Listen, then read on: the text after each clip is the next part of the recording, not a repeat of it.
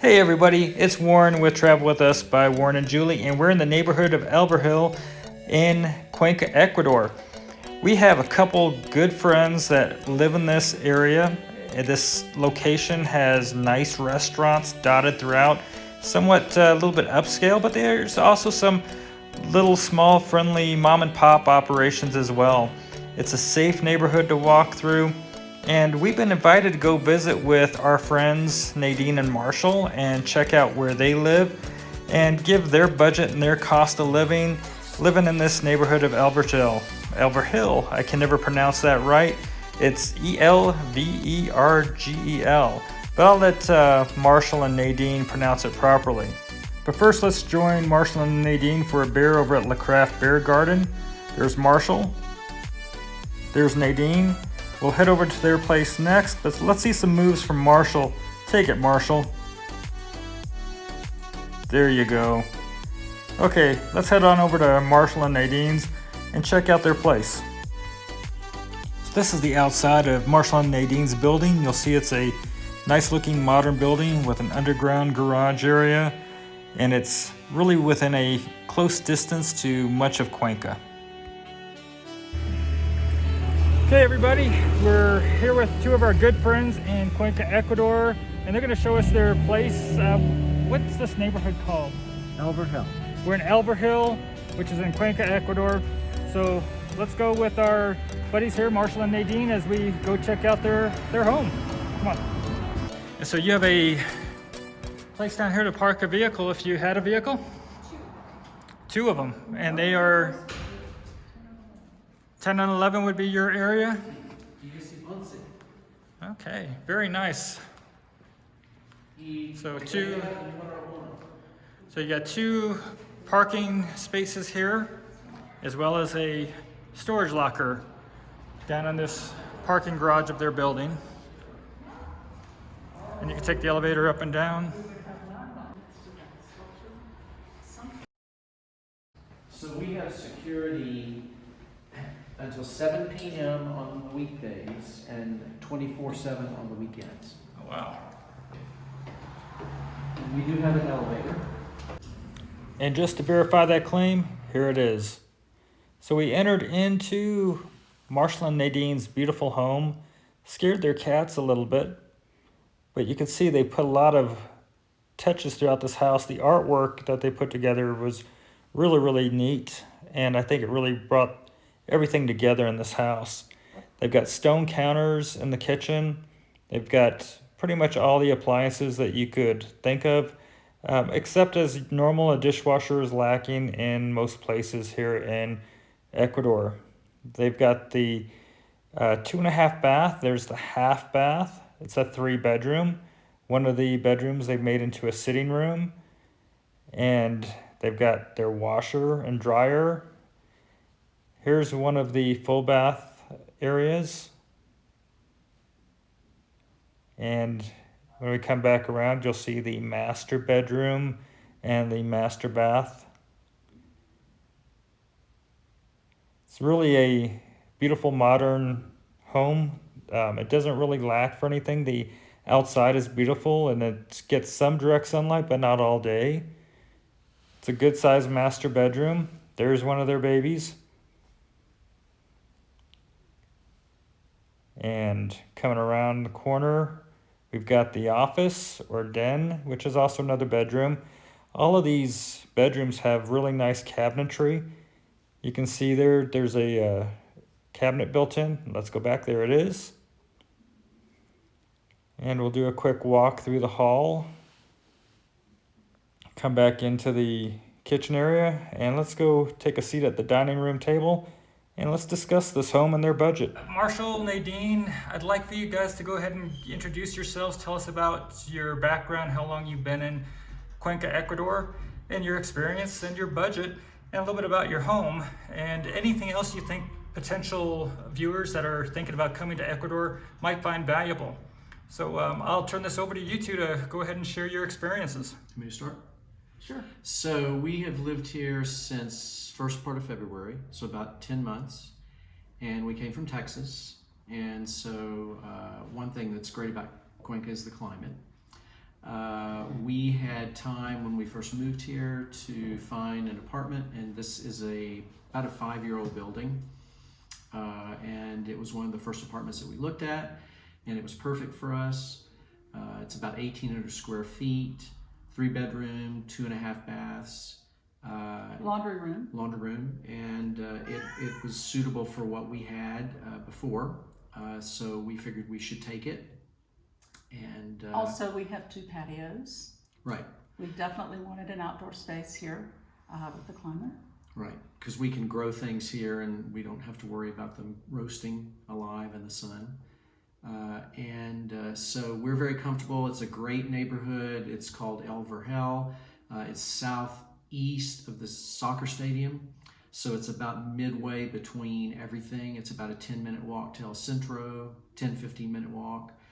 There are a lot of good restaurants here. It's a good neighborhood, and it's pretty quiet because we keep the windows open a lot because no one has central air or heat here, and most of the time that works fine, like today. And so we're very comfortable here. We rent our apartment for $450 a month plus an aliquota of $150, and the aliquota primarily covers the security that we have. We do have a security officer here all during the week from 9 to 7, and then on the weekends, Friday, Saturday, Sunday, 24 hours. We feel very secure, and the aliquota also includes gas, which for us is usually about $1. We have a gas fireplace. Our other appliances, however, are electric. We also pay through our aliquota for our water, and outside of the $600 that I just mentioned, we pay electricity each month, $25 to $30 perhaps, but we do use our washing machine and dryer from the States, as we normally would in the States, and we pay about $40 a month to each have a phone and a phone plan. We also pay about $40 a month for fairly high-speed internet. We use Puntonet and have very few problems. Whenever we do have any issue with our electronics, we have a wonderful facilitator, Leonardo Duran, that we would highly recommend, and he comes and responds and helps us very quickly. Let's see. It's not quite so straightforward as the States. When you have something go wrong with your internet, you don't just pick up the phone and speak perfect Spanish to somebody on the end and tell them, I've got problems with my internet. It's the language barrier is tough, and he knows people, so he takes care of that. He's facilitated getting a new router, and we had some issues because we use a VPN to get our state's programming, and right now everything is working perfect. We have all our shows that we watch and everything, and it's fast internet, so it works out. Do you want to share Leonardo's information for me to put in the video description if anybody here local would like to contact him? Sure. Okay. Sure. We've used Yeah, him many times. And we do take our Spanish classes via Zoom, and that works out very well. We have no issues with our internet here. So we're always ready to go for class. No computer issues. So what about your social life and social expenses? Can you describe that a little bit? Well, Our budget that we prepared after research, talking with many people before we came, we determined our budget for living each month would be about $2,000, and a lot of the costs that I just enumerated for you total to be about half of that. So $1,000-ish there, and then we have the other $1,000 just for running around and doing what we want to do. That includes grocery shopping, going to buy our produce, our fresh bread. It includes going out for lunch, anytime we want to go out with friends to eat. some transportation costs, just any number of things that are entertainment, although our entertainment isn't really a huge expense. There are many things that you can do here in the city that just don't cost. So $1,000 is plenty. Now, our budget does not include travel expense, and it doesn't include home improvement. Since we've been here, we've wanted to meet artists, and we've begun to buy some art, and we've also worked on our patios, and we used a local expat who is a botanist to help us put all of that together so that we would choose flowers that would grow and be very happy with our sun, but not full sun environment on our patios. And her name is Daphne Dupuy. She's the microgreens lady known here in Cuenca, and we can give her information too. Of course, I didn't include in our monthly living expense, apart from our play, the fact that we spend about $250 on our health insurance between the two of us each month. Okay, that's good So to know. half of our budget is the living things, the other half is the fun things, going out with friends and eating and grocery shopping. We hate that we have to say that we have experience with this, but now very rapidly we have experience with the healthcare here. And we're working with insurance now because here you pay up front. You don't have an insurance card. They don't care. They want your credit card, and you have to pay in full when you leave, which is not as shocking as I thought it would be. But we're working on that. And coming from both of us working 30 plus years in the healthcare industry, it's a little bit difficult to fly without having insurance. A lot of people say don't have it. And nothing will happen, and I'm upset because I paid for 10 years and I haven't had anything happen, and then I broke my arm and it cost $150. It's fine if you're lucky and all you do is break your arm, but if you have another health concern come up, we're very healthy people, but I'll be the first to say that you can't just say, well, I'm living far beyond my 50% of the deal being healthy in my lifestyle. Because you just don't never what's going to happen. But we have excellent healthcare here, and it's excellent insurance. And when you retire, a lot of our friends say, "Well, aren't you bored?" Now, first of all, when you immigrate to a foreign country and you don't know the language, then you're not bored. Secondly, you've got time to develop relationships with people like Warren and Julie. So you spend an inordinate amount of time getting to know people, chatting with them, going places with them, and so that's what a lot of what you do. But it's not terribly costly. We're not really traveling yet because we adopted 2 kittens, and they need our attention, and so we're not ready to leave them yet, and so that's fine. Our goal was to spend as much time here as we could to learn the city, so that if somebody came to visit, that we knew enough to tell them what to do. Yeah, we've had a lot of good times with both of you getting around and having almuerzos and playing disc golf and going out to parks and the sightseeing here locally. So I can attest that there is no boredom here in Cuenca. You guys did something that many expats think about doing. I'm going to say maybe 20 or 30% actually do. And does that sound right, do? So you shipped your furniture and belongings from the United States to Ecuador. Which are gorgeous. Yeah, very nice furniture. Can you talk about that experience and the hurdles and the cost and so that somebody else might have a heads up?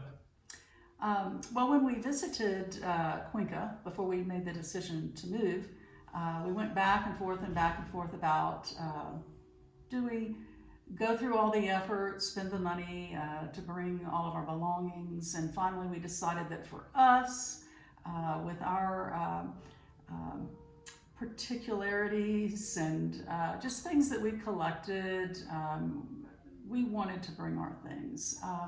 And we're glad that we did, but we certainly know others that do well not to do that. But when we visited, we knew that we wanted to talk with Paul Wilches. He has relocation Services of Ecuador, if I get that correct. And Paul gave us so much good information. We met with him, we knew what to expect, we knew that we were going to have to inventory everything we brought very, very carefully and with much detail. And we figured out a system for doing that, and that all went very well. We shipped from the Port of Houston, and I think it took about a month, maybe a little bit longer, to finally arrive here at the port in Guayaquil. We paid about $8,000 for a full 20-foot container. We had to put a deposit on that container for that size was about $2,500. We got almost all of that back. Well, and let me mention too that part of immigrating to Ecuador is that you have a one-time shipping without any hassles, without paying tax. Except you can't bring a vehicle, and there are many more things that you can bring that you can't. So I mean, so far it's worked out really well for us, and we're happy with what we did. But I don't think I would ever buy here, just because I don't think the real estate will appreciate. And I think if you're going to live here until you die, then you've got property that you can will. I think we want a stable home base to always come back to, because I think no matter how long you travel, at least for us, it's always nice to come home. However, if something happens and we master Spanish and we want to move to Spain, then we certainly can do that. We don't have anything tying us here, but we're happy being here. Now, you guys plan on staying here for a long time. You both applied for your cedula, and is that process complete for you? Well, we have professional visas. Each of us came on professional visas, and we were able to get them through the embassy in Houston just prior to coming, and then finalize our cedulas and other legal matters through our immigration attorney here, who directed us very well from here, and everything went very smoothly. Of course, now we're before we know it, we'll be working to apply for our permanent visa. Which you do after 2 years. I just think that anyone that comes and wants to be here should plan on a way to learn to speak the language. There are many different ways of doing that, and the people here, they do accept expats and tourists. They love them. They know what it means to their economy, and they don't always expect you to get your language correct, but just to make the attempt to know and to try to speak it and to try to pronounce it correctly, and just to make some effort goes a very long way with people. But we've begun to make friends who are Cuencanos. Very, very interesting stories. Many of them go back and forth to the States through their lives or have family around the world. And it's been very interesting to meet the Ecuadorian people. They're very, very helpful. And just as interesting as meeting the other expats that have experiences from around the world. So we're just, really having a great time meeting such interesting people. We just, hope for everyone that wants to try to experience Cuenca or Ecuador that you put yourself out there and try to embrace their culture and their language. Yeah. And I think we shift our perspective from work to play or work to travel. It's never been a huge high priority for us, but we're young enough that it can be now. And it's exciting to shift your perspective away from where you grew up to other parts of the world. And one thing that we didn't mention was we live at 8,300 plus feet, And that has been a challenge for me. She doesn't seem to have any problem at all with it, but it was always a problem with me traveling to Colorado.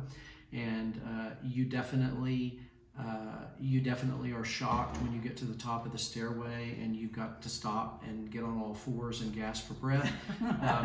But 10 months here has helped. It gets easier and easier. Yeah, it does. So I agree. I ditto Nadine's comments about the culture here, and I think that it's good for everybody to learn, and they appreciate it. And it's really a wonderful, kind, a beautiful city.